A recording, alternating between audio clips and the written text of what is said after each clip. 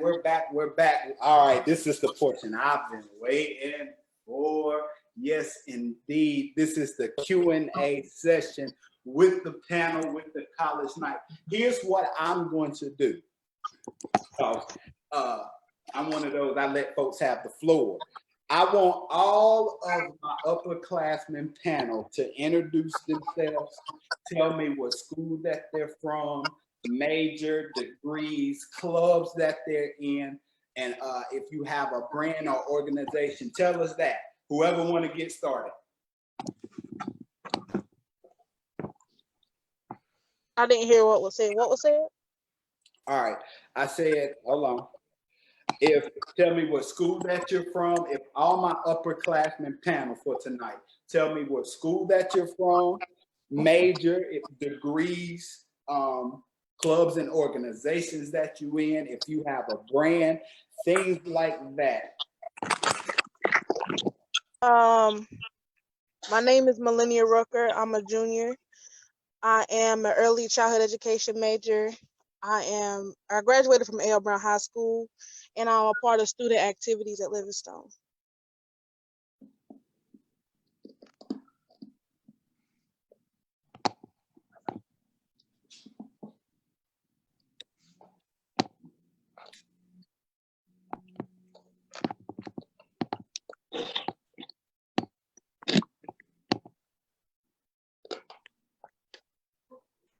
Whoever wants to go next.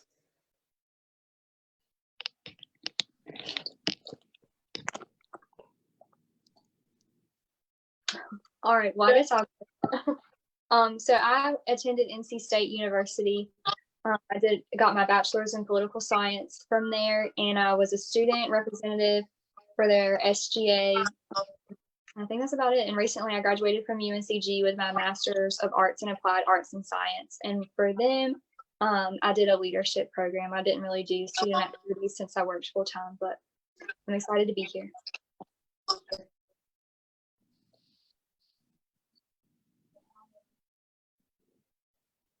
Go ahead, Mr. Justin. Take it away. I was gonna let all of the women go first, but I know I'll go. Justin Wade. I am a junior at Livingstone College. I have the privilege of serving as the executive chaplain, along with Charles and our Student Government Association, as well as the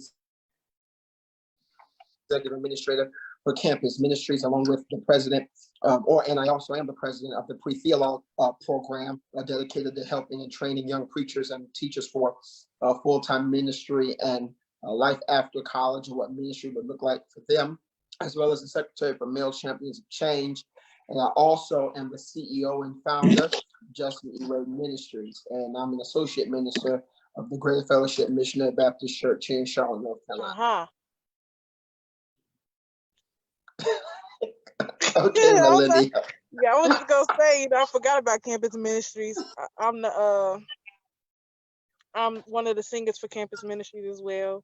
Me and him, Justin. Y'all gonna meet Quentin and Octavian, Rennie and Jaleel, all of them soon. They're good people. Yeah. All right, Charles, we see you ready, so go ahead. Who's next? I'm gonna let the panel introduce themselves. I'm just thinking of all my questions, y'all. These are off the dome questions. Y'all just know, y'all just watch yourself.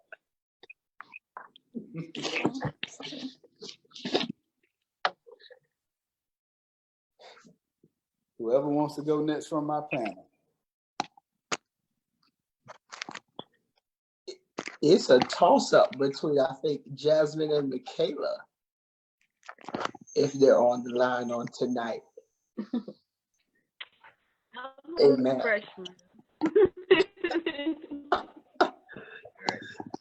So, my name is Jasmine Campbell. I graduated from Washington County High School. I was in JROTC as a command sergeant major. So basically, I'm going into Livingstone for business and cosmetology.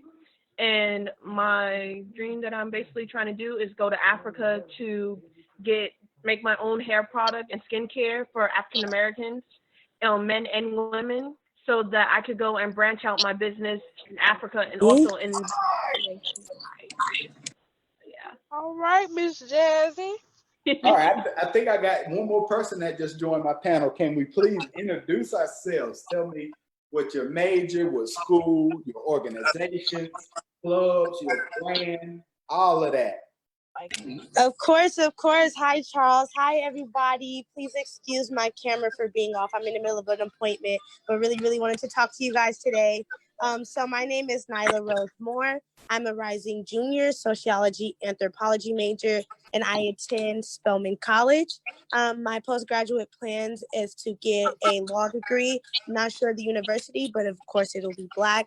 And then after that, I'm going the PhD route. So I'll finish my education with a JD and PhD. On campus, I serve as the second attendant to our pre-alumni council queen. I am a math and English tutor for local middle schools in the Atlanta area. And then I'm a study abroad ambassador. So I also advocate and help connect students with resources to study abroad as Black students. I think that pretty much like wraps up me. All right. I'm so excited. So here's what I'm gonna do, panel. I'm gonna give questions, fellas and ladies, and then I'm gonna mix them up together. Then what I'm gonna do is I'm gonna let y'all drill me with some questions. Y'all can drill me with some questions. So by the end of the night, we both gonna have a good Q&A test. But here's my first question. And this is for everybody to answer. What is the best advice that you would give your freshman self now that you know?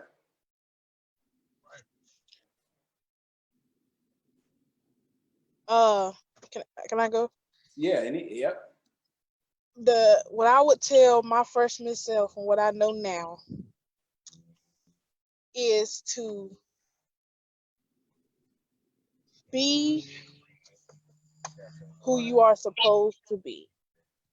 Because I say that because we very lightly think about when you get to college, we know we're going to have change, but changing as a person and trying to change your identity to fit in with somebody else, same thing people did in high school, it happens in college as well.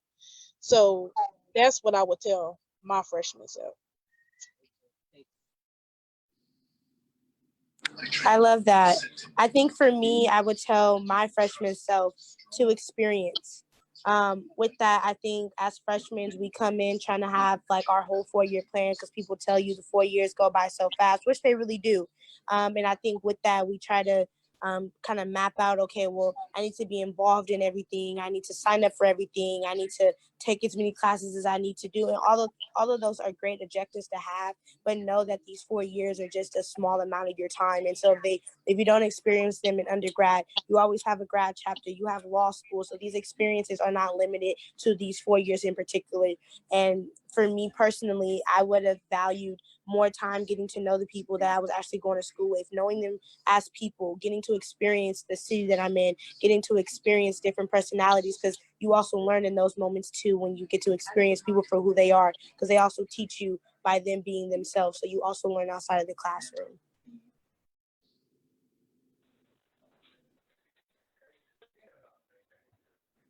I would say that I would tell my freshman self that not everyone in with you.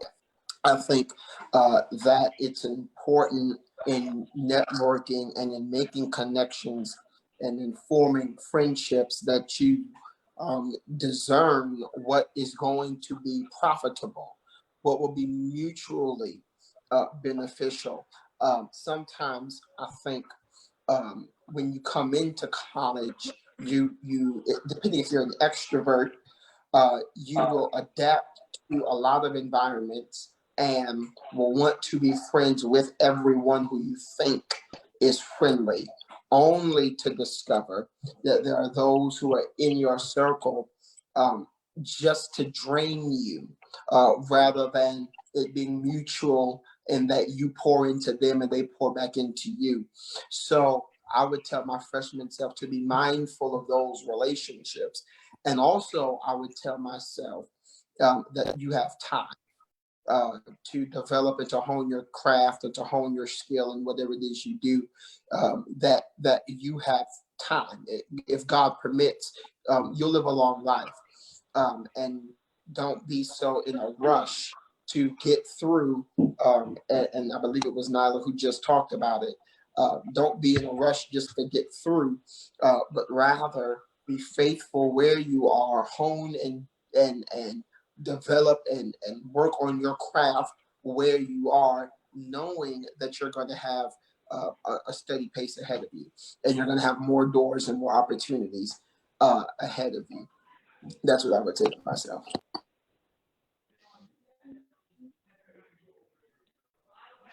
All right, here's the next question. Wait, Charles, we can hear from everybody. Miss Stovall? There's some people on the panel. My God, we can hear from them. I want to know what Miss Stovall said. I want to know what Jasmine would say. To their freshman selves. Amen. Oh, okay. He done called y'all out. I would tell my freshman self that it's okay to fail. That's something I really struggled with in college. I don't know what y'all's experience was, but I went to a really rural school, and then I transferred went to a community college and transferred to NC State. And I was also successful at my community college, which was also a smaller pool compared to NC State. So I felt like I wasn't really challenged until I got to NC State. And it's okay to fail. I remember I was always a AB student, and I was on the pre-law track at State, and it was my ethics of the law course, and I failed my very first exam at State, and I just cried and cried and cried. But it's okay to fail, and there are so many people. We can't be the best at everything, I guess is what I'm trying to say. Like, even tonight, I think maybe Jasmine was the one who said that she wants to go to Africa and do her own hair care products. Like, that is so cool. And that's really what I learned at NC State. Like, everyone is so unique. And there's people out there that are wanting to be brain surgeons and just do all these amazing things. So I think network, know that you don't have to be the best at everything, and that it's okay to fail. Kind of set your own expectations for yourself. Don't let your parents do that. Don't let your advisor do that. You really just need to set those expectations for yourself. Hey. No. So basically, because I am a freshman, so I'm gonna go and think I'm an upperclassman. But how I would go and like, what I would say to my freshman self would be, remember how you felt when you first got that letter, when you first got that college letter in the mail, and you had to go and sit there and open it. And when you opened it, it said you got accepted to a college. Like, that was that moment that you knew that your life was going to change. That's when you knew that this is one step closer to where my future is going to be. So basically, always remember that. And remember that it doesn't matter what happens in life and what you go through. You're going to go through obstacles. You're going to go through fights. You're going to go through so many things in life, but you should always know that you're always going to push yourself. Always push yourself to your limits, out of your comfort zone, out of that comfort zone that you had when you was just a high schooler, all the way up until now, because your life is going to change dramatically. And as much as it changes, that's when you know for a fact that you are going to mature and you are going to make a bigger change in your life. And the more that you change and the more that you grasp for your goals and everything, that's when you know that you made it. You actually made it. And when you get that degree, that's not going to stop. That's not going to be it. You keep on going. You keep on pushing until you go and sit there and you know, hey, I made what I got and I got what I got, and that's it. Like, I'm done. But it never should be that anyways. You should still be able to push yourself to where you need to be. That's it. All right. Here, I'm gonna ask a deeper question, adding on to that. When was the moment that you really felt like giving up and just giving up on school and throwing in the towel? Oh, I'll start. So mine was my first semester at state. I actually called my dad and I was like, I'm coming home. This isn't for me. I'm done. And thankfully he talked me off the ledge, but I think it was just so different. And Charles knows I had a really good experience at my community college, and I was kind of the top of the food chain. And I don't mean that to sound conceited, but it was just very different. It was, you hear the saying like a big fish in a small pond, and that's kind of what I was at RCC. I was telling the people yesterday that I was SGA vice president there. I was a presidential scholar there. So I was blessed enough to receive a full scholarship, and through that we get to meet with our president every semester. I was also the statewide SGA president. But then I got to state, and I always like to tell people I got told no so many times. I rushed a sorority and I didn't get in, and I was devastated. That was my first semester. Like I said, I failed that test. I wanted to be a student ambassador and I didn't get that opportunity. But like Jasmine was saying, you don't let those no's stop you. Like I said, I did have a moment where I called my dad and I was like, I'm coming home. But thankfully I had that support, and I did, because I got to sit on the teaching evaluation committee and work with faculty members and review student evaluations. I was a student representative through student government. I graduated with honors. So there are so many opportunities, but it is challenging. And I think college is supposed to push you out of your comfort zone. And that's one of the many things that makes you grow into the person that you are. A lot of times you'll hear different things. Like I said, I grew up in a small town. It was also very conservative. So going to college and taking political science classes, I learned different points of views, different opinions. So it's going to be challenging, but it's definitely going to be worth it. And just hang in there.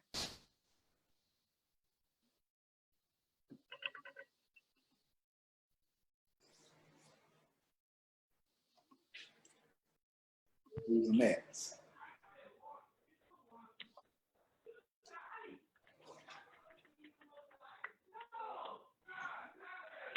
Oh, I should go? Yep. Okay. So, let's see. The time that I thought I was gonna just give up. I think it was when I'm not like originally from North Carolina. I'm originally from New York. So basically when I moved from New York to North Carolina, it was a big change, and it was a big, like, a big thing to actually get used to. So I think when my stepdad actually seen me get my college letter, the worst thing he could tell me was, Jasmine, you're not going to go to college. Before you turn 18, you're going to go and you're going to be pregnant.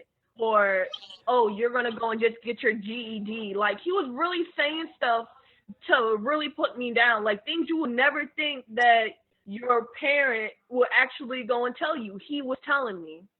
So I was like, how much you want to bet I'm going to go and sit there and I'm going to go to college and I'm going to get to where I need to be?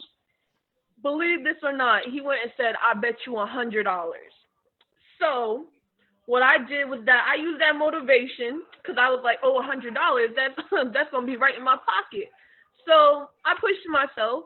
I made sure that I pushed myself to the point that I only focused on school.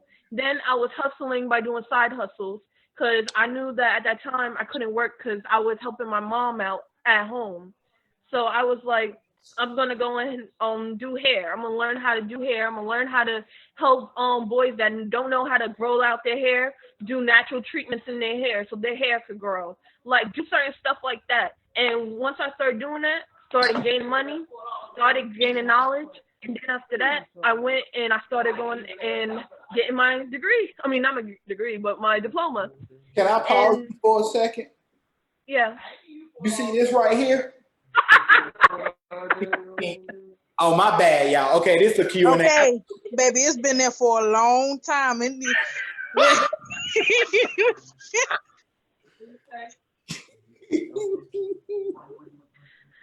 I can't do miracles, but I could try. I can't do miracles. All right, anybody else on the panel want to answer? I'll go. First, I want to say it's good to have another New Yorker living. Yep. Now, it all depends on Man. where you're from in New York because I'm from the Bronx, New York. I don't Yes, know anybody sir. else is from all this Brooklyn and Harlem stuff and all this. Oh, I'm Lord, from here we I go. don't know what that's all Where about. I'm from. All of this other stuff, but we won't get into that on tonight. From the But East. one thing that I could definitely say was a moment, and Charles, we've talked off camera about this, but one moment in particular was last semester. Serving in leadership is difficult because the saying is definitely true. I forgot the poet who wrote it, but he says that it's lonely at the top. That sometimes you as a leader are not going to have people follow your vision, and not even just follow your vision, but plotting to try to get you out of leadership. And I was very discouraged because here I am serving and giving without expecting, wanting, or needing, or even asking for anything in return. And to know that the people who I'm serving and ministering to, Charles, are the same people who are having the behind the door meetings and the closet conversations. And in those situations, it was like, either I will allow this to serve as a testimony of my character, or I'm going to give up. And so, of course, the easy answer is give up. But then what do you learn unless you go through that process? So I stuck it out. And the beautiful thing about God is that God has a way of making sure that if you are faithful and pure in heart and sincere, you will be able to last and stand regardless of the opposition. So that was a season where I felt like giving up. I'm gonna be honest with you, I didn't hear the question. I was listening to everybody talk. The question was, give me, going back off of the first question, give me a time since you've been in school that you felt like giving up. Whew. Okay. Well, I think it was homecoming. Homecoming had came and I didn't know what to expect. It was my first homecoming. And I was doing things I shouldn't have been doing. And I had got myself in a situation I couldn't get out of. And I don't mean to go so deep, but this is what really opened my eyes about college. It don't matter where you go, who you with, how you talk, how you dress. Somebody is always watching you. Mm-hmm. And they remember what you said, because I came to school as a child of God. And then I fell off as a child of God. And people watched me and they came to me and told me, you a church girl and you doing this and you doing that and you talking like this and talking like that. And I was just like, you know what? I just want to give it up, because I want to be with the people that I'm associated with, but I also want to be the light that God wants me to walk in. And that's when I had to make a decision. My decision was to just leave, because I was fine before I went to college. I was fine before I got there. Talk. Come on. But when you allow yourself to maneuver in places you know you're not supposed to be, and I'm gonna use this way for Preacher Wade. when you walk in the devil's territory,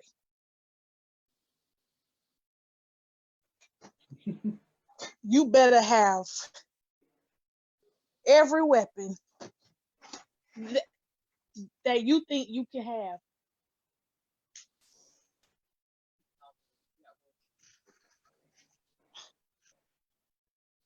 So just that for me, it was an eye opener to me, like, okay, I see how people can really be.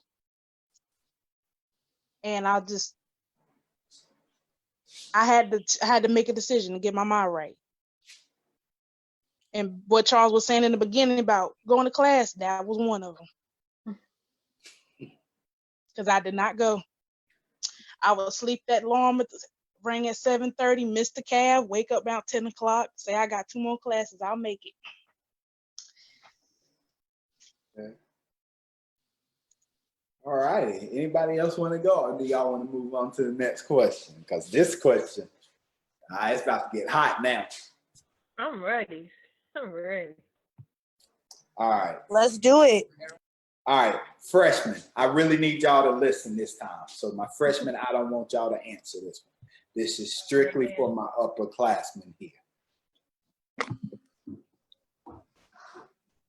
Ladies, this is how I want to do this. Ladies, I want you to answer first, and then to my fellas, if I got some more fellas on here, Justin, if it's just you, you can just answer for the fellas, and I'll chime in. Fella. All right, here it is. Ladies, I'm gonna ask y'all the question, and fellas, then we're gonna answer the question, me and Justin. How do you navigate through love relationships when they're either distant or on campus? Ladies, y'all can answer it first. I'm gonna let y'all go first. Well, first off, you got to know the difference between love and lust. Start there. Because that lust can let me see, what's the word to use, can have a form of love. And lust can be anything, meaning if most of the time it deals with sex. I'm just gonna be honest with you. Talk real. This is the real talk session. Talk real. Most of the time it can deal with sex. Distance, you know what I'm saying? You gotta know how to, let me see. It's something that Justin had preached on. He said, you gotta know who's in covenant with you. That means that you gotta know who you in a relationship with. You need to put a C, or if they just there, that they just there just to be there. And that's where love and lust come in at. You hear what I'm saying? Because on college campus, oh baby, listen, it's so many people out there that have form of love and the friendship and come around and smack you in the back of your neck before you even know it. I promise you. I promise you. And that's That's the folks on here too. Good God Almighty. It's the truth, because I've heard so many freshmen, even I didn't have this situation, but I had a friend, she told me, she said, I really love him, and even though I can't see him, I'm like, okay, first of all, you have sex with him? Okay, so that's a yes. Okay, you done laid down with him other places and did other things. Baby, I don't know what to tell you. That ain't love, is lust. And I'm gonna tell you something about love. It's in the Bible. Love does not hurt you. Love does not make you rethink things. Love is not supposed to make you unhappy. It ain't supposed to make you feel down about yourself or make you not realize your self-worth. That's not love, baby. That's lust. And that's why these freshmen need to understand, because these upperclassmen, they got words. They have words. Ladies, ladies, y'all had anything to add on? I was personally in a long distance relationship for about 1.5 years when I was at State, and they went to Appalachian State. And it was good. We had been together before we went to college. So I think if you are in a committed long-term relationship, just making time for each other, and don't don't let it be one-sided. So I would go up there sometimes and he would come see me at state sometimes. So just having that balance and communication, making sure you talk on the regular, that it's a healthy relationship. And thankfully I did have that. But one key thing I would like to touch on is something that Justin mentioned earlier about knowing who's really in your circle and who's not. Because I did have friends at state who had significant others at state. And sometimes I got pushed to the side for the boyfriend. And if that boyfriend's temporary and I'm your friend, you just screwed me over for what? For someone that was in your life for 5 seconds. So I think prioritizing. Come on here. I Come on think here. Come on, Vanna. I'm just being honest. I think prioritizing those relationships. So knowing who's going to be there for the end for you at the end of the day. Because guess what? When that boy broke that girl's heart, who did she come to? Me. And who did she push to the side? Me. So just saying. Period. Okay, ladies, anything else, upperclassmen? I would like to just piggyback off what Christian was saying about creating that balance between you and your significant other. I think a large part that goes into that is prioritizing yourself first, because similar to what Ms. Rucker was saying, this difference between love and lust, I think this balance becomes screwed or one-sided, again, like Kristen was saying, when you're so involved in your significant other that so much of your time and energy goes into, oh, who is he texting? He was at a party with such and such, or so he likes such and such page, and you become so overwhelmed and so like indulged in this life trying to figure out their every move. Whereas spending that same time and energy into yourself will allow you to be more open and to trust in your significant other, and that'll take the relationship further when there's an open communication and there's this open conversation around trust, and you guys can kind of together set the standard of what you guys can expect from each other. Mm-hmm. Brother Wade, talk to me, sir. You have to find somebody who matches your oil. Uh-huh. When as a conservative Christian, I believe in courtship.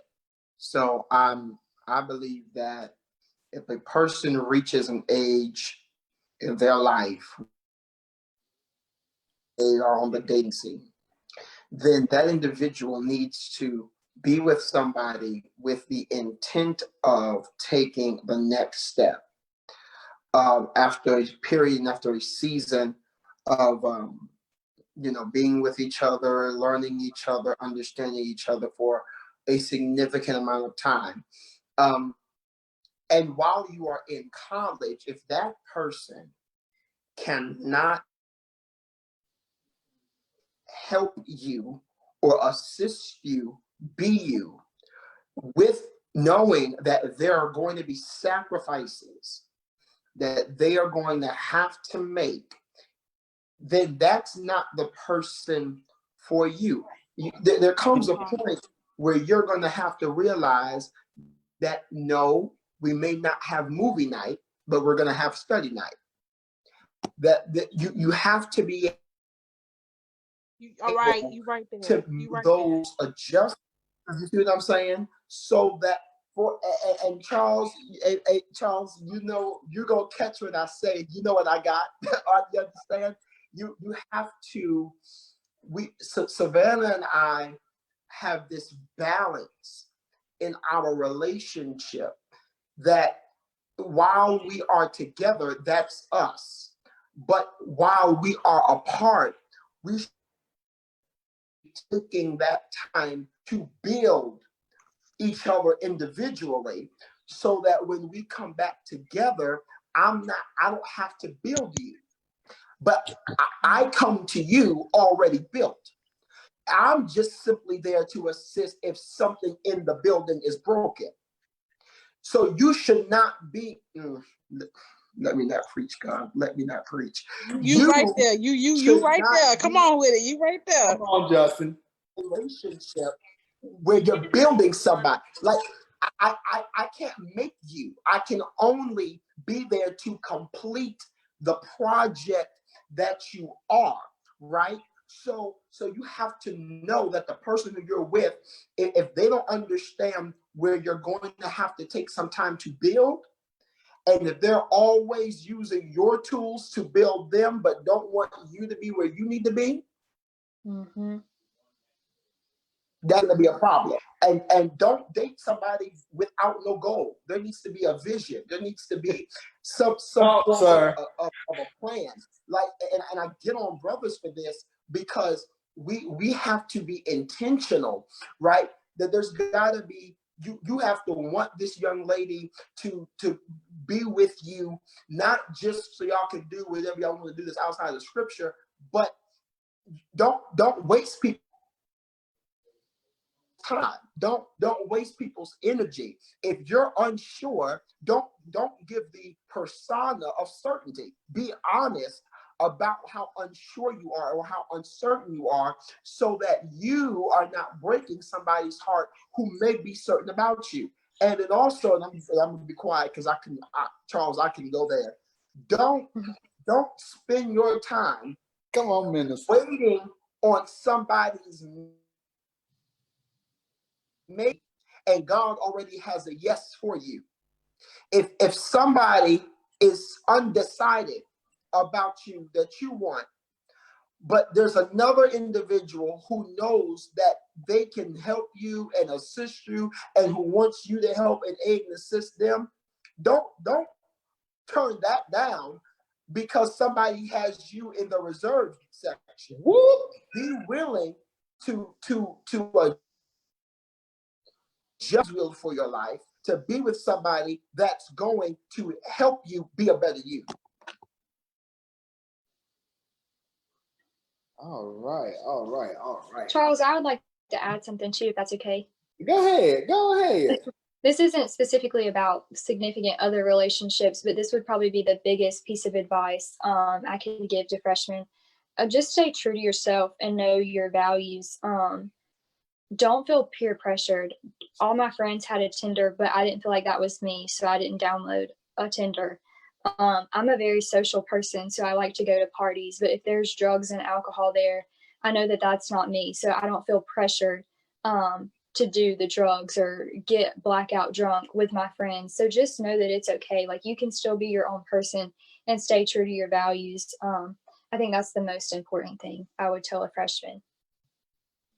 Oh, you went into a very, thank you for doing that, Miss Stovall. Thank you so much for doing that. Can I add to Miss Stovall? Can I add to you, Kristen? Because I want to add to that. Please do, And please Charles, I'm gonna get in trouble, but it's fine. Don't be so quick. God help me, because I got to go back to these people in September. Don't be so quick to experiment with everybody. That's the safest way I can say what I really want to say. We'll talk off camera after. You don't have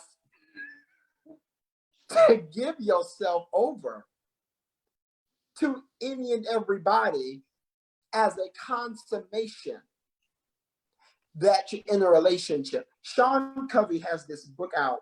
I read it while I was in high school. I recommend everyone who is either in high school or freshman in college read it, called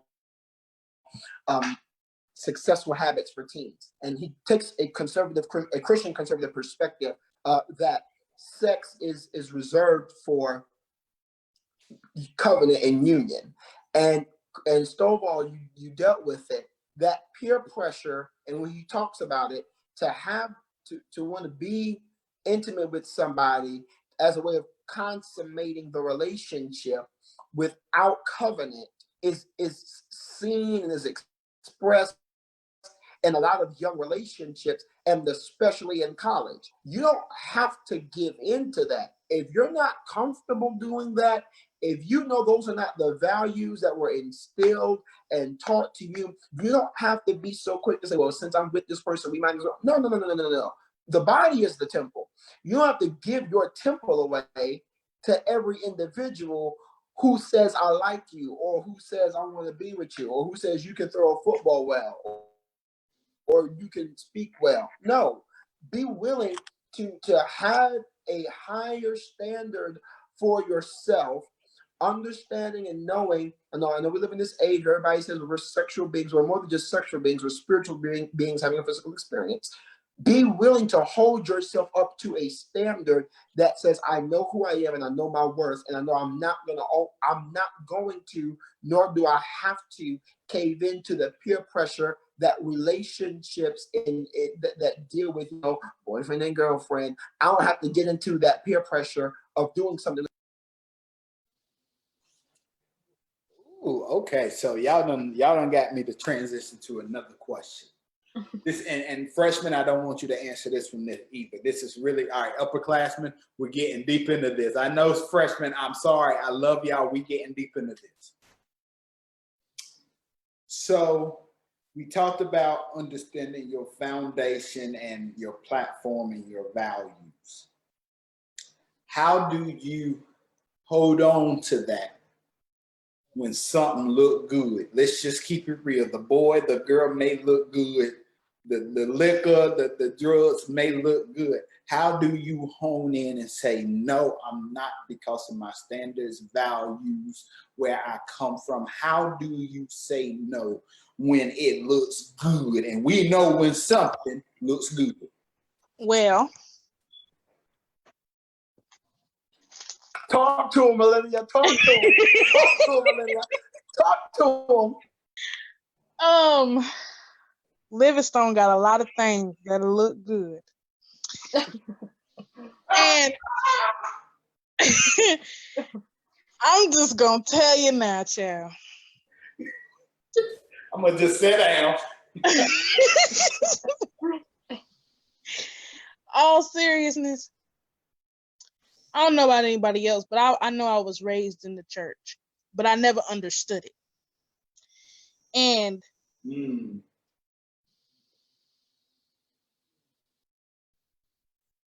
as I matured spiritually, seeing all the things that look good, I know I shouldn't touch. There's two things I'm gonna say. One old saying that my mama used to say, grandma, auntie used to say, everything that glitters ain't gold. And saying no, a lot of people say it's hard to because of the people that you're around and you got your friends and everything. That's fine.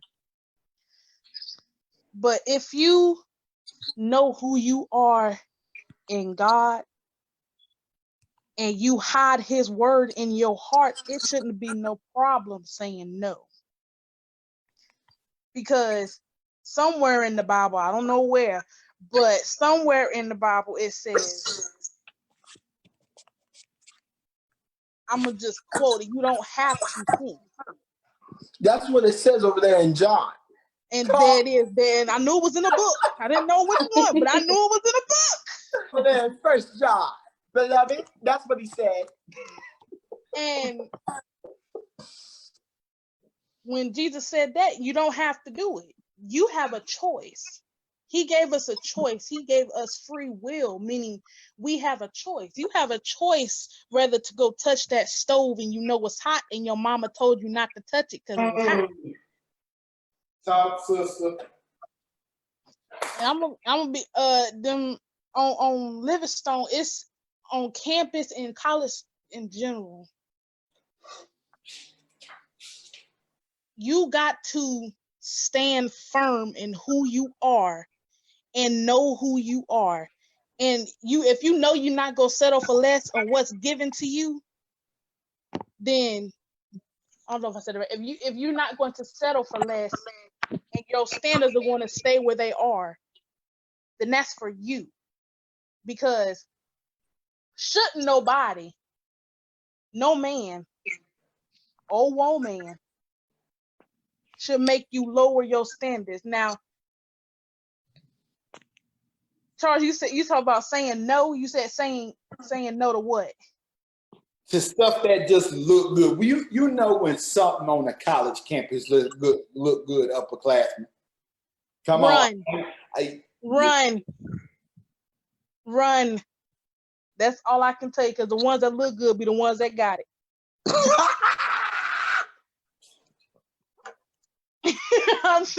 This is the Keep It Real session live stream. So I told y'all this was the panel. Can I chime in on this? Yes, ma'am. Go ahead. You sure can. Okay, so to elaborate on this difference between love and lust, when you are rooted in yourself, and well, one, to start with being rooted in yourself, you have to be. Justin was talking about intentionality a few moments ago. Intentionality is literally the key to surviving, not even just college, but just like life. You have to be intentional on like the people that you surround yourself with, and in that same breath, you have to be intentional enough to come back to yourself. At the end of the day, if I know I've been in class all day, I've been social, ate lunch with a friend, went to dinner with another friend, went to a party after dinner, the next day I'm not going to go out. I'm going to be intentional to spend that day with myself, to read, to do whatever that makes me happy, because I've lacked that the day before. And so you have to be intentional to come back to yourself and feed yourself in those areas so that you always remember who you are. With that, knowing who you are will make it so much easier to discern and remember that we live in a generation full of people who are lustful. And when you realize that and you recognize that, then it almost becomes unappealing to even engage with a lot of the people that we encounter, because you realize that it's not real. You realize that it's temporary, and you realize that it's less in the moment that you see it, because it automatically stands out to you as not being real. And so when you remember that and that's your thought on it, half of the things that look good, yet you see them for what they are. You see them for an appearance, and you see them as a mask, because that's simply all they are. They're a look and they're facades that look good. But when you take a moment, just a couple seconds more, and continue that thought, you'll realize that it's not, like she said, everything that's good, everything that's gold doesn't, whatever she said. But Come on, yeah. It's all right. there you go. We There we go. Okay, but yes, Type you'll it in the remember- comments for us. Thank you. You'll remember that everything isn't what it seems, and you'll remember that in the moment when you approach it, and it'll become unattractive, and that'll keep you focused and rooted in the things that are, because they appeal more real when they remember that AIDS is on a high rise, and herpes and all of that STDs. Okay, so we're gonna disregard my godmom's commentary to our panel, and I'll let Come the next on, person God, Mama, answer. talk. God Mom said that there's a spirit in the land.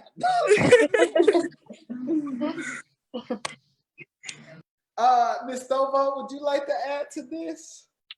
Sure. I think for me, what makes it easier is knowing that it's okay if someone else does it, that I don't have to. And I'm going to elaborate on that. And Mr. Wade, this is going to hit home for you. So I grew up in the Southern Baptist Church. And Talk to me, Stovall. Talk to me. Oh, Lord. yes, Enough of y'all. She's saying, "Oh Lord," because I feel like Baptists sometimes get a bad rap for being hypocrite. And as a Christian, I never wanted to be that kind of Christian. I didn't want to be a hypocrite, because I know that I'm not perfect. And so while I might not be out drinking, partying and things like that, I do have other faults. And so I think it's okay to go to a party, to be social, to go with my friends. And then if someone is smoking a blunt, it's okay for me to say, you know what, if that's what they want to do, it's their life, they can do that, but that's not me, and I don't have to do that. And if they try to pass it to you, you just say, no, thank you, I'm good. You don't have to explain. You can if you want to. And you know what, if they really are your friend, or if they really love you, they will respect your decision. And if they keep pushing you, then you don't need them in your life, because they don't respect you and they don't respect your values. So can I say something to that, Ms. Stovall? You Yes. sure can. Since I know you so well. So I had the pleasure of going with her to SLDP. And it was a bunch of community college students. Now, let's just keep it real. We had a good time. Yes. That week, we had us a good time.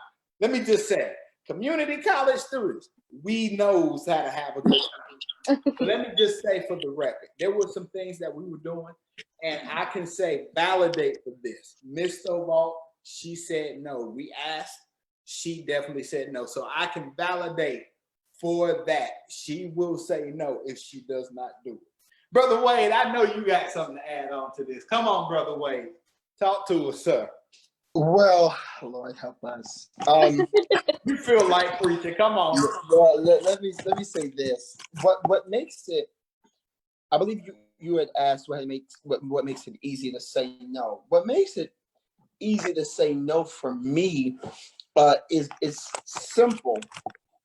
I always ask, what's going to be the consequence of me doing what I know is wrong? And that's always at the forefront of my mind. Is I know I'm not supposed to be here, and I know who these people are, and I don't want to be wherever it is I think they're going. Now they may get themselves together on that line, but right now I don't see them going anywhere that I would enjoy, male or female. When it comes down to friendships or relationships, I always have to ask, what will be the consequence of not doing what I know is right and doing something for the sake of appeasement? Dave Ramsey says something, it's very important. Adults know how to delay pleasure for the purpose of being productive. So while it is pleasurable, while it is desirable. Can you type that in the comments for us? I sure will.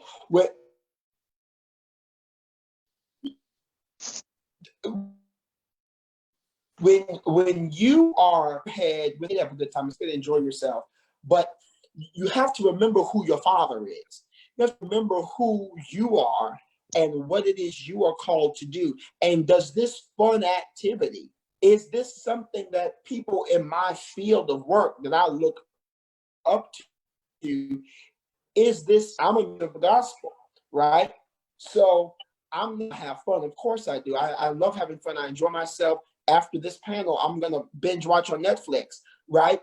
But I don't have to go out and make a debauchery of myself, because the people who I look up to in my field of influence, or in my, not field of influence rather, but in my field of work, in the line of what I do, they have a way of having fun that still reflects who it is they are. Melania talked about it earlier, that when there is something on your life, when there is an anointing, or if there's a skill, whatever it is on your life, you stand out. And believe it or not, there are times where people who you would not normally expect to pick up on those things will be the ones to tell you, you're not supposed to be here. That you may want to do the same thing that they're doing, and they will be the ones to tell you, no, you can't enjoy this the way we're going to enjoy this. And you'll ask them why, and they'll say, well, because you're called. There is something about you that makes you different from all of this right here. You need to get out of this environment. So knowing the consequence of what it is, I'm going to. Go ahead, Melania. I just wanted to add on to that real quick, because when he said that, it brought back to my remembrance when my pastor told me, if you call yourself a child of God and you walking in the light and demons get comfortable around you, you need to check your walk. Okay, I like that. Okay. If it's people, no, go ahead. I'm gonna stop. Ooh, no, I want you to go ahead, because you was ooh. Ooh, I want you to add on to it. Come on. You done went there. Come on. Lord, if it's people that you around and you know you got no business being around them, and they find themselves comfortable, and they know who you are in God, and they find themselves comfortable to do the sin that they're in around you comfortably, that's a problem on your end, because they used to it. That's what they do. That's their nature. But once you come into Jesus, behold, all things he makes new. Where's your organ? Where's your organ? Where's your organ? And you are a new creature. Old man, the old ways pass away. But when you find yourself being around people you know you ain't supposed to be around and picking up them old ways, mm-mm. That's all I'm gonna say on that. I'm gonna transition right quick because I do got a freshman on here. Freshman, do you have any questions for our panel? Give it to us. Ask us some questions. Give it to them. Hello. Okay. So, I can People say from Queens have a questions. All right. I'm done. Man. So, from your experiences, everyone's experiences in college and everything, because some of you are, you said juniors and stuff like that. Juniors, maybe sophomores. I mean, juniors, maybe seniors. I wanted to ask, while you're, I can't even say it really, but from all the experience that you have learned during college experiences and everything, have you ever really thought, like, when I go and cross that stage, like, the vision of how that's going to be? Like, were you nervous? Like, did you ever went and still have that urge of saying, like, I don't know if I'm still going to make it? Like, did those urges that you had at that time still come about when you was going and you was still, like, succeeding, you was still going to class and doing what you got to do? Oh yeah. Ooh, can I answer this question? Go ahead. Yes. Go ahead, Charles. You start this one. Go ahead. All right, so especially the graduation part, I'm gonna go to Roa and Cabarrus. I'm gonna get a little deep and personal because I gotta get deep and personal. The year that I graduated, my mother actually passed away in February. So for me, it was a mindset of I have to get across this stage because I gave her a promise. I made a promise to her, and one thing that I wanted to make sure is that I stamped that promise, signed, sealed, delivered. And so when I walked across the stage, that journey was ending. The new journey was starting. And I think for a lot of times, especially going into college as freshmen, what they don't tell you is you're going to face some hell and some challenges that is unexpected. Matter of fact, if I was to be real with you, you got some folks backstabbing you right now before you get to your college campus. So I had to learn, even as you get older, you have to learn who really is on your side and who's not. And so that transition was happening. And I knew that everybody was on my side. I knew people was on my side. And like I said last night, there was an incident that happened a few years prior. Before that, I still have the letter that Ms. Stovall, I said it last night, that she wrote me, and I read it every time I'm feeling down or anything. But those type of things, you really think about crossing the stage. You think about your next journey. You think about the people that you've lost, the people that you've gained that has helped you not only build on the foundation, but be in your corner. You definitely remember the haters, because the haters are the ones that's going to come knock on the door. And we always appreciate the haters. We do. Mm-hmm. So I think that's for me. That's how I would have felt. I'm going to let somebody else go. I would like to give the advice, because this has happened to me twice now. So I didn't learn the first time. But I actually graduated from NC State a semester early, and my master's program was a 2-year program, and I finished it in a year. So by the time I got to my last semester at State, and by the time I got to my last semester in my master's program, I was burnout, and I never wanted to be done with something so bad in my life. In my master's program, I got to my last week and I said I could quit right now. And my friends were like, do you hear what you're saying? You're 3 exams away from having your master's. I was like, yeah, I could quit right now. So I would just take your time. Just take your time. It's not a rush. You don't have to be in competition with yourself. I mean, I was thankful enough to have a job when I graduated, but I really wish I would have stayed a semester longer at State, because like I said, I transferred from a community college there, so I only had 3 semesters at State, and I really wish I would have had one extra one to take advantage of some additional opportunities, or maybe add a minor or something. because now guess what? I have the rest of my life to work. So just don't be in a hurry. Just take your time, because if you get burnt out, then that last semester is going to really stink and it's going to be really hard to finish. So if I could give you lessons I wish I would have learned, give them to you. Oh, appreciate it. Anyone else? Yes, to piggyback on Kristen's last comment about just kind of taking time and creating that balance throughout the process. I know it's a little harder to do kind of in undergrad because like taking a semester off puts you behind in your class, and it's the desire to want to graduate with your class and things like that. But if you do plan on continuing your education outside of undergraduate and you want to get your master's, your JD, your PhD, I highly recommend taking space in between each of those chapters of your life. I personally plan on doing the same. I plan on taking 2 years, a 2-year gap in between each level. And like I told you, I plan on going all the way to my PhD. And so there's programs set, there's systems and programs set in place that support you for that. Like right now I'm a junior and I'm able to apply for law schools that I know I want to go to in the future, but some programs will allow you to get accepted now. And then you can actually tell them, hey, I want to come in 2024. I want to come in 2026. And once you've already been accepted, they'll hold your acceptance until you tell them that you're ready to come. Not every program is like that, but there are many programs that are, especially at the higher education level. So just know that that option is available to you and take advantage of that if you know that's extra time that you need.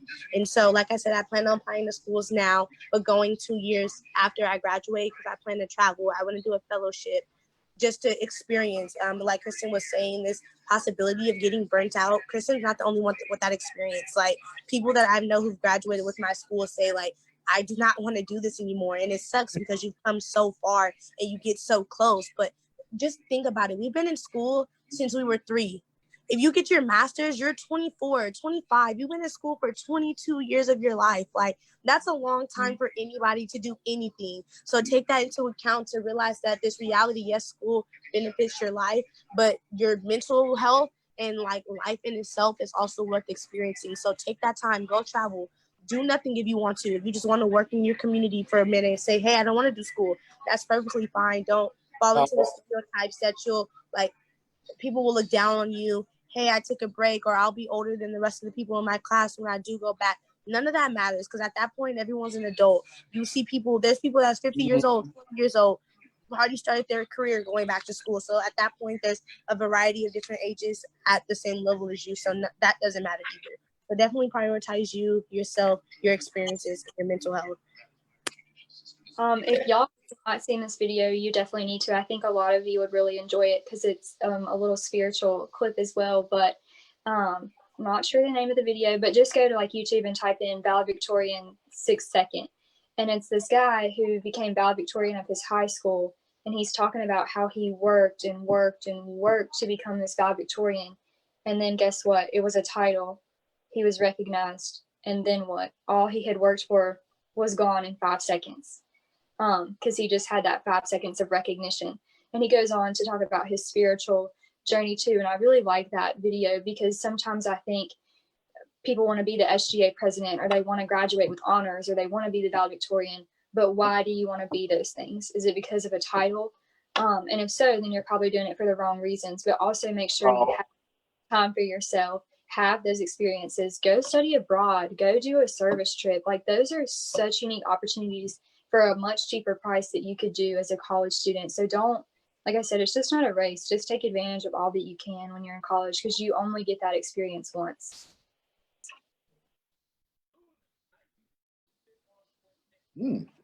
All right. So here's what I'm going to do. Oh, goodness. It's going to be good. By the way, I told y'all I had the baddest panel on the planet. I told y'all this. I told y'all that I wasn't lying. Got the baddest panel on the planet. Here's what I'm going to do. I'm going to let my panel and my freshmen, y'all going to ask me some questions. Y'all can give me some questions if y'all would like. Well, I've got a question for you. Since we're both transfer students, going back to that, being very involved at the community college level, because I know you were, but even if you were going to be an incoming freshman and you were really involved in high school, what advice would you give to that incoming freshman or incoming junior if they're a transfer student to get involved at their new campus and the new college campus? Like how to approach it, I guess is what I'm asking. Okay. I will say, go visit the school, network with students already from the school. I think the biggest thing was for me was when I transferred to Livingstone, it was an easier transition for me because Justin knew me before I got there. Justin actually knew of my name before I got there, and that may have been because of my advisors who went to Livingstone College, Mr. Dennis Rivers and Miss Shanita Conyers.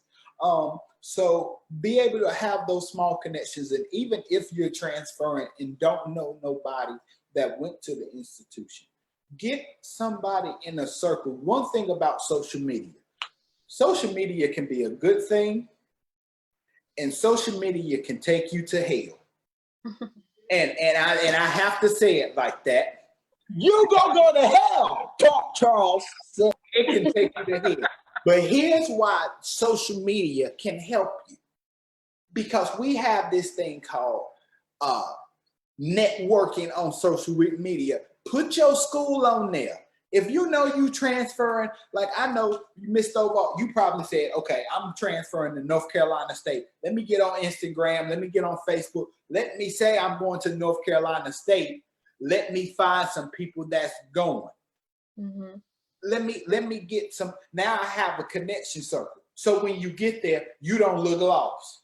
Mm-hmm. Because there's some folks you get there and they just be looking like, in the.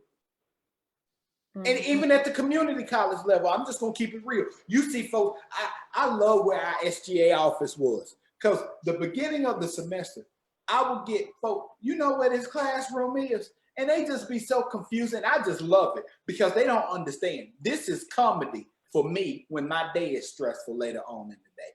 They have now been the joke for me. Thank you. So that's what I would say. Make sure you get those connections and networking. But don't just know somebody, your suite mate. Like I said before, just don't know your suite mate. Get to know an administrator. Get to know somebody in the community. Get to know the old lady down the road that know how to sew some clothes. Let me tell you why you need to know the old lady down the road that know how to sew some clothes, or the old man down the road that can fit some cars. Let me tell you why you need to know those folks. Because they know somebody that knows somebody that knows somebody. You better get to know them folks. You want a good job after college? Go ahead and know the old lady that know how to bake cakes, and all she do is bake cakes. I promise you, she baking cake for somebody in that community that looking for somebody that's in college that need a job. And then she recommend you. So just network, especially when you get there. That's what I would say. Sorry to I've interrupt, got a guys. question.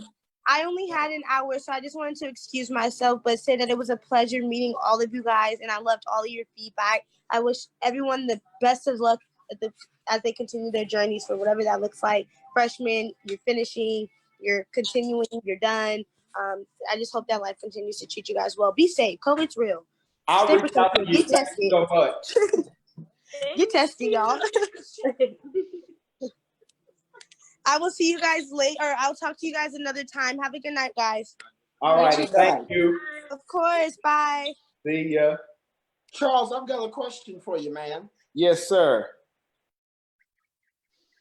I got a question for you. Uh-oh. You're 29 years old. You're in college with students that are much younger than you. I was just watching a movie, and it was about how once you turn 30, you're gonna start having those back pains, and you're gonna start get your cane out, and you're gonna need to get your AARP card. But you're 29, man, and how does it feel, or have you ever experienced people treating you differently because of your age and where you are now in your life getting your bachelor's? And how have you responded to that? Oh, Lord, I knew this question was coming. Okay. Can I pray for a second? Dude, you and me both. Amen. Okay, because I don't want to cuss y'all, because I was about to cuss. I already feel the cuss in my spirit. I'm just gonna keep it real. This is keep it real section. Let me go back to my community college experiences. So let me start there. And being the older person there. I guess for me, seeing older students really helped me, especially at the community college level. And so when I went to my first conference, I never forget, I went right to my advisor's office. Her name is Miss Barbara Midle. I went to her office and I looked at her and I asked the crazy question. I said, let me make sure that I ain't gonna be the oldest one here. I don't want to look like the old man, looking like the player, somebody's sugar daddy. I didn't want to be that. I ain't trying to look like nobody's sugar daddy. You're gonna pay for their community college. I'm trying to, let me be real. I was trying to be a student. And so what happened was she said, Charles, you need to calm down. You're going to network. And so throughout that, I met Miss Stovall and I met so many others that did not care about my age. We just cared about the fact that we could learn from each other. And I feel like a lot of times the consequence of old people, because I'm going to talk about my old people now, they don't want to learn from younger folks because they feel like we don't know nothing. Because there's some old folks that talk about me that say I don't know nothing at 29. So you have that consequence of saying these young people don't know nothing. But in reality, I look at it and I say, I can gain knowledge from y'all because y'all are the future. So when I transferred to Livingstone, I did have that discouragement. I ain't gonna lie, y'all. Outside of my mother passing away at that time, I really felt like at 29, should I really be going for my bachelor's? I'm looking at it saying, I can go get a good job at Rowan Cabarrus Community College right now, kick back and chill and have a couple good checks coming in. But when I got there, I said, Justin, I'm gonna be honest, there's a purpose and a reason. And sometimes you don't like your own destiny. That's the issue with knowing that you're in a place that you're supposed to be. Because sometimes you're destined to be there when your own destiny, when your own mindset is saying, my destiny ain't supposed to be there. I'm gonna keep it real with you. My destiny, if I had my own destiny to choose, I would have been at Morehouse, Howard, Southern, Chapel Hill. But I had some life circumstances and I had to look in the mirror and say, this is where I'm at.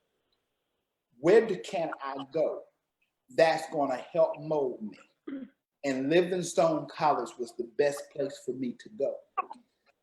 And so now that I'm there, people call me Unc. I don't care if they call me Unc, but I tell everybody this. If you're gonna call me Unc, don't be prepared for when I cuss you out and keep it real with you when you're not going to class. I can be the Unc, the kickback with you, have a good time, and then I'm gonna be the Unc that give you the real life situation. Take your butt to class. If you can go party all night, you can be in that 11 o'clock class. So that's how I would answer that question. And to the folks that don't like me, guess what, Justin? At the end of the day, since they hate us, they're going to come knock on my door anyway because they're going to need something. That's how I feel about it. I would just like to add something really quickly. This isn't a question, but just to that point, since I am a young professional and this is the long term for some of you, especially if you're a college freshman, but that issue of old people not listening to the young people, that very much is a real problem we have. It's something I've experienced a lot in the workforce. And so I would just encourage you, last night I gave a session on being involved or student involvement, but being involved in your community, not just in college, but when you get a job. And through our chamber, we have a young professionals network. So whenever you get to where you're going in life, whether you stay in North Carolina, whether you move to Atlanta, California, wherever, try to find a network of young people, someone to talk about these problems with. If you're a female, find female friends who are going to talk about female issues in the workplace and how dress code could be different for a female versus your male colleagues. So definitely don't stop your involvement in college. Keep it going with you as you transition to a working professional. Sorry, I just wanted to add that. I'm glad you added that. Do I have any more questions for my panel? For me, I got a question. Yes. Um,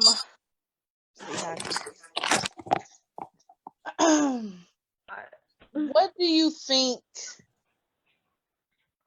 I hear a lot of the freshmen who after I had came, talk about relationships with the professors, not only just because they're Black, but they know, with it being an HBCU. But what do you think about how to, for the freshmen that's coming, how to approach in the classroom? Because I know when I got there, I said, "Oh, I got a Black teacher. Oh, baby, everything about to just fly by. I'm just about to be chilling on my phone." I'm glad you asked this question. Okay. So can I answer it 2 parts here? Go ahead. I'm listening. Okay, let me go to my educator hat, because first off, I'm an educator, not just early childhood, but general education. So let me give you my educator hat. And this is for all the educators out there, and yes, I'm saying it publicly. Stop having hookups with your college students. That ain't your job.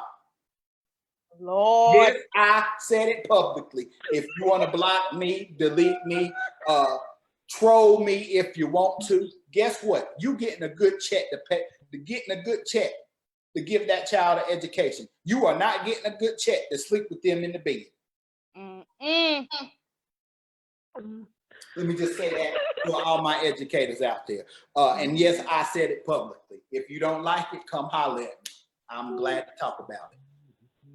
Now, also as an educator, you have to understand, and this is the other side of it.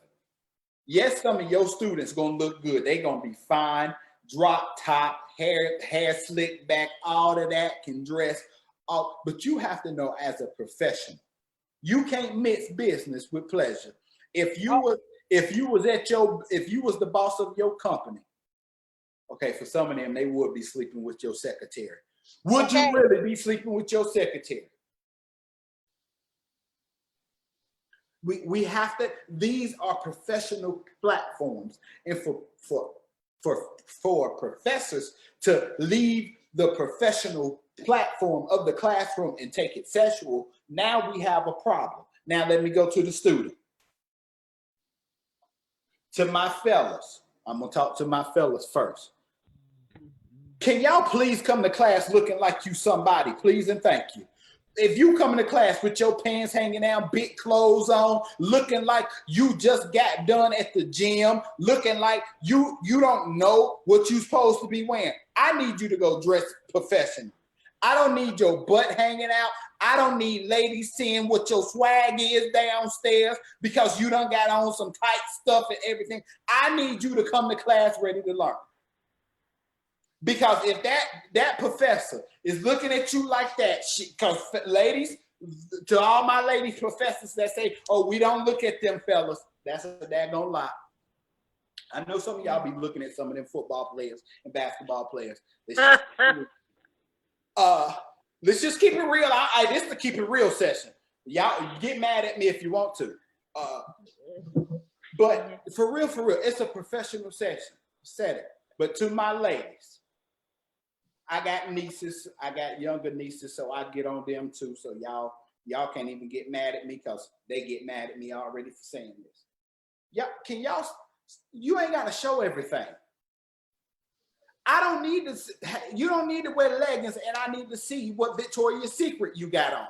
I didn't come to class to see your Victoria's Secret. I came to class to learn what's in chapter 5 of this textbook. And you get mad, and then you get upset. Oh, my professor looking at me funny. Let's look in the mirror sometimes and see what we got on. I'm not telling you not to be comfortable. I'm not to be comfortable, but understand the comfortability of the spaces that you've been comfortable. Maybe the leggings that see-through is for the bedroom. just for you on a Saturday when you kicking back when you study. That ain't for the classroom. Now, when Professor Jones come holler at you, when Professor Smith come holler at you, male or female, when they come holler at you, talking about let me get a little closer to you. So, and we gotta know those spaces, because here's the one thing about professors.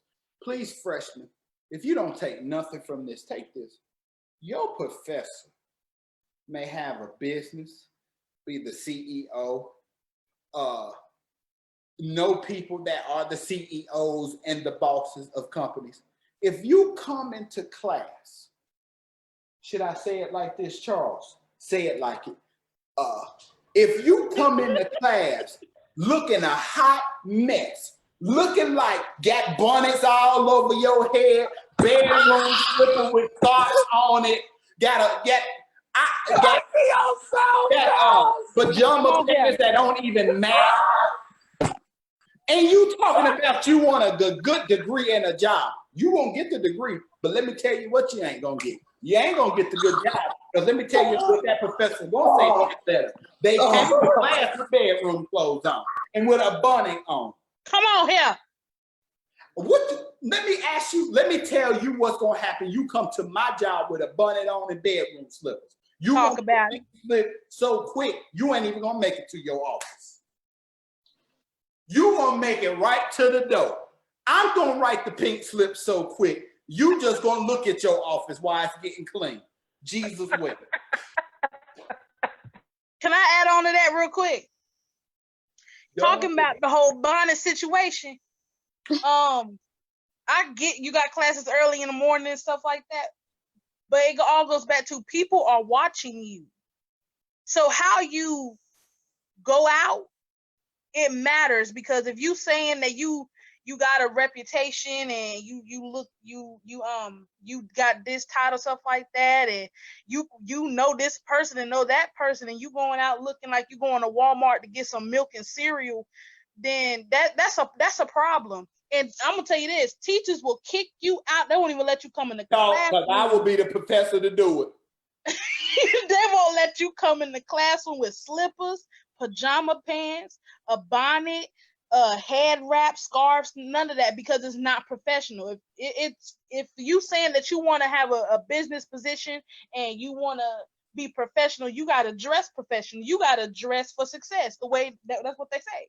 So real quick, I'm gonna add something to this. Miss Stovall, you about to laugh at this. Miss Stovall about to laugh at this. She about to get. So when we was at conference, I would always, be the energy person, say good morning. Miss Stovall, the first time I did it, y'all, she looked at me. When I say she wanted to cuss me out from a healthy place, she wanted to cuss me out. She was looking at me, Charles, it's 7 o'clock in the morning. You out here screaming good morning. I thought my mama was gonna come out in her. And so people was walking by and I was seeing how folks was dressed. And so I walked her over there. I pulled her over there because I just had to pick on some folks. Thank God I'm off the board now. I can talk about this. And I just, pointed out some folks, and she said, Charles, why are you talking about their dress? I said, there is spaces that you're supposed to dress like that and spaces that you're not. And she just looked at me and laughed. I said, look, we in business, okay? This is not the Hoochie Mama Fest. This is not, I'm a player. I'm trying to get 5 ladies today. Do that tonight at the costume fest. But at the business meeting, please. I don't need to see your breasts during the business meeting. I don't. I ain't there to look at your breasts during the business meeting. I don't care about. We trying to get business done. And then you get mad when I don't want to work with you in another outside space. First off, you can't even do business privately. I'm not about to work with you publicly. You coming out with your fellas, and we need to stop sagging. Let me just say this publicly. White, green, yellow, blue, black, ladies, if you stand for a dude sagging, you part of the problem. If you stand for dudes showing their boxers all the way to their butt.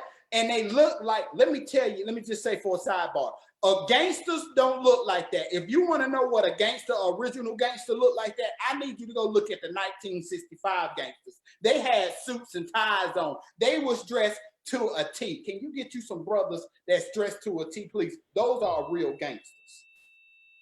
Y'all out here dating these thugs talking about they rappers. They can't even read a daggone textbook, but they can rap some lines. You better get out of here with that nonsense. Talking about I'm rocking a big jersey, but can't spell, can't read no African-American history book, don't even know nothing about the civil rights movement, don't know nothing about the American Revolution, barely know anything about voting, and you talking about I'm a rapper. Wrap your butt to the polls in November. How about that? Y'all, we got 10 minutes left. I just needed to say that. Wrap your butt to the post. Matter of fact, you want to sing to the girl. For all my ladies out there, tell them fellas to sing their butt to the polls this year. How about that? Go validate your vote. Go do that. Sing your butt to the polls. Sing Chris Brown, the baby, all the way to the polls. Wow. Most of y'all know the baby album, and it just came out like 2 weeks ago, but don't even know nobody that's running for the election in your state, community, or nationally. College students, to my freshmen, what am I saying as we close this thing out? Thank you to my panel tonight. I need y'all to go in there and not just look at, who fine, who sexy, what artist is hot. I need you to go in there and change some stuff. Mm-hmm. Thank you to my panel. Panel, do y'all have any final thoughts? Because I'm about to finish going off.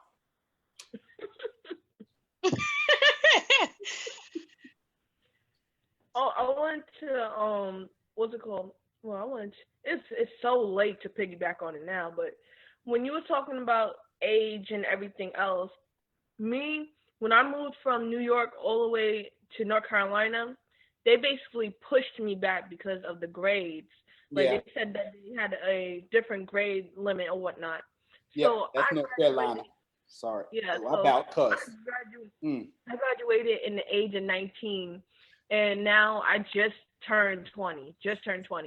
And I remember there was this girl that came up to me, and she was one of my best friends, girlfriends. And she was like, "Oh, so how old are you?" And I was like, "I'm 20." And it was like, "Oh, okay, so you're going to college?" "Yeah." He was like, "Wait, you're going to be a freshman in college?" "Yes, I'm going to be a freshman in college. Is there a problem?" So I looked at her, try not to curse or anything like that, but I said, "Female, I'm going to get an education, just like you're going to go and get an education. So if you could get an education, I could also go and get an education. If you could go and sit there and walk your tail up this road and all that stuff, going to your boyfriend's house and everything else, that's your decision, not mine. I'm going to sit there and I'm going to do what I got to do just so that I can get to the top and do what I have to do to pursue my dream of what I want to do." So what she did was that she looked at my friend and she was like, "You gonna have her talk to me like that?" He couldn't say nothing. He was like, what? It's out of hand. It was out of hand. But I could say at that time, age don't even matter. It's what you do with your mind that counts. If you want to go and expand your mindset of what you want to do in life, you go ahead and you do it. Don't have nobody, not even your family, because it could be your family that could be the worst ones to put you down. Your family, your friends, colleagues, friends, anything, it don't even matter. Don't have them push you down to the point that they feel like that is where you're going to stay and that's where you're going to be. I would just want to add first, Charles, and I'm going to say this publicly as well, and I know the hour is late, but prayerfully people will go back and watch. I thank God for you because you are somebody who inspires me.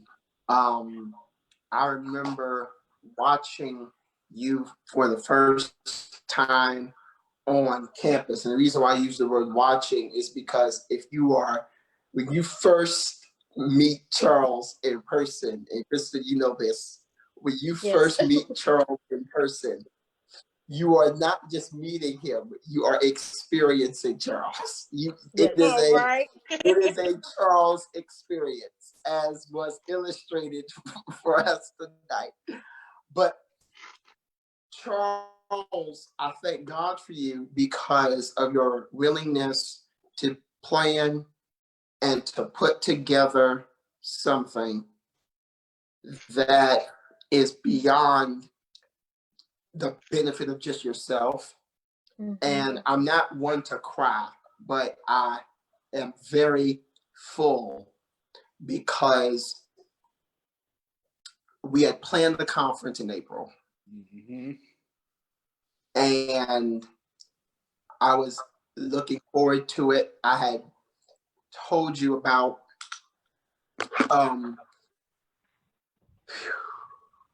what I wanted to talk about. And I was very disappointed because we were not able to do the conference. And when I saw you get on Facebook and you were speaking, you didn't have a lot of people viewing. And this is not something that we haven't already talked about. And this was before I did Bible studies on Facebook.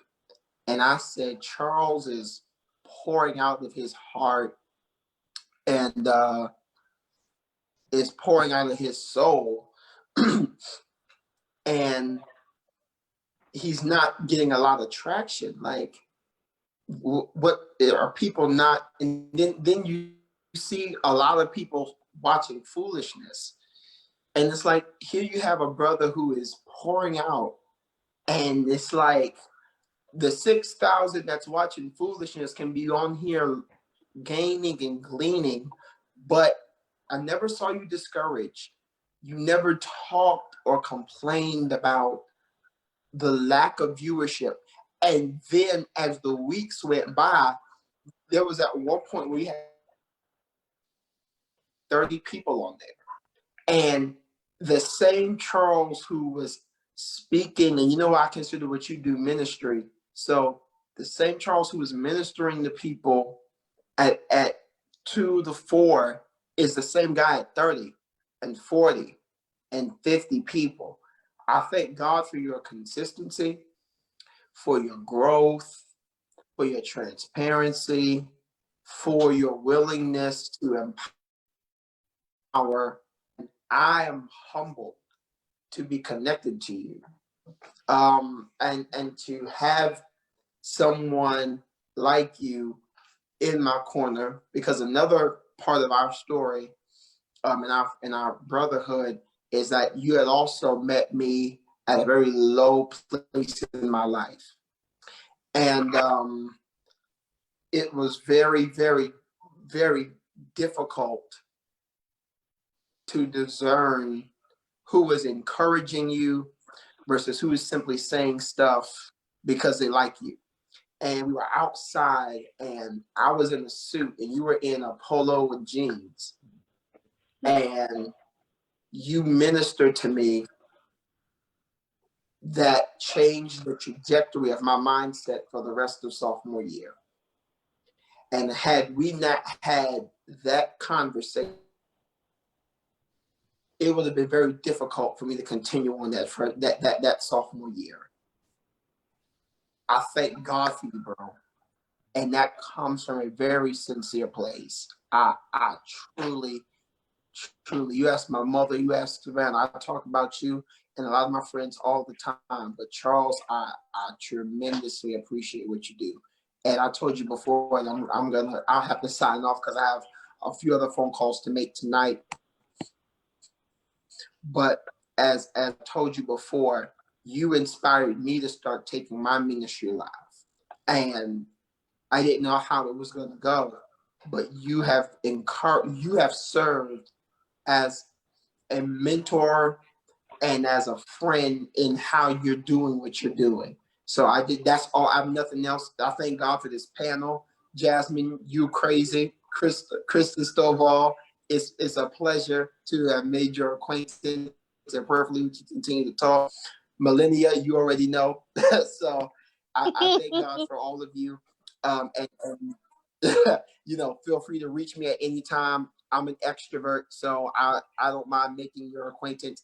God bless you, man. I love you, bro. Thank you, my brother. I want to say something about Charles.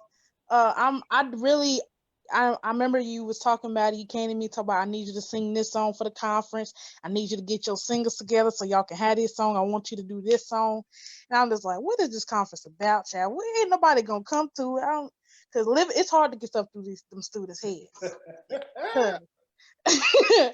But then we had left and lost connection with Charles. I lost connection with Justin. Everybody. I could not get in contact with nobody. And then we connected again on Instagram. And he was talking about the conference and stuff, and me, I was working and stuff. But it's one thing that Charles has done for me since my sophomore year beginning. He reminded me of my worth as a woman. And he loved him some women. he loved him some black women, child. That's all he was talking about, the black women. But he reminded me to know my worth and my value, and not to let no man change that. Charles has been that brother. Oh, I'm not gonna cry. He's been that brother figure. Please don't cry, because I'm gonna cry. While my brother was away. And I'm like what Justin said, when you meet Charles for the first time, you experiencing him for who he is, all his dancing, his singing, and how country he is, everything. It's just him, and he is just a genuine person. Period. That's just it. And he's true to what he does. And when he say he's going to do something, he's going to do it. I didn't think that this conference was going to go the way that it has been going. And to see all the faces and people, actually interacting with, I'm just like, it wasn't nothing but his faith in God and him not letting nobody tell him no. They can say no, but you have a choice whether to go forward with that or stay where you at. And he decided to push on, and he's just so tremendous. And I seen your post on Instagram. You talking about Apostle Nancy Lowry. I love that woman. I love her.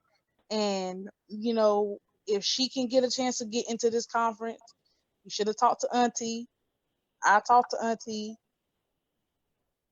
But it's just like everything that you've spoken came into existence. And I am forever thankful and grateful for that. And getting to know you as a person, a friend, and a brother is just awesome. And that's all I got to say. It was very nice meeting y'all, Miss Kirsten and Jasmine. It is very nice to meet y'all, and I will see y'all soon. Thank you. Yeah, it was nice to meet you too. Good night. I got two Yeah, more Charles, thanks for putting this together. It was so nice to reconnect with you through this experience, and so glad you're still being Charles. I love you're like my hype man. Love it. But seriously, thank you so much for asking me to do this. I really appreciate it, and I have enjoyed working with you guys. And freaking Justin, please tag me on his sermon page, or on Sunday when he goes live. Tag me, because I love Justin. Love the Baptist church, so I really want to start watching his sermons. But you did give me the hype man name. You say you just hype man. Yes. When you commented on my picture for grad school, I was like, yes, Charles, my hype man. Thank you so much for sharing. Thank you so much, Mr. Law. I'm so glad that we was able to reconnect. Yes. And Jasmine, best of luck to you. Thank On you. here. Yes, she is. I feel like you're going to kill it, so I'm not worried. But best of luck and enjoy it. It really is so much fun. Thank you so much. All right, Charles, I'm going to bed. Bye. All right, go to bed. Thank you. Jasmine, good night. Good night. You have a good night. Thank you. You too. All righty.